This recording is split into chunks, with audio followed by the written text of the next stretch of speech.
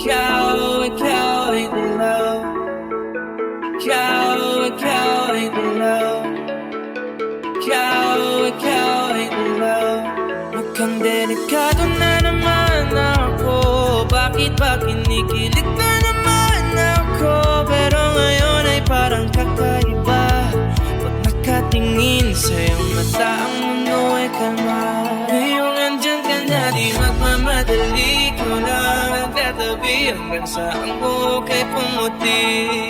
Di na maghahanap ng kung anong sagot sa mga tanong, dahil ikaw ang katiyakan ko.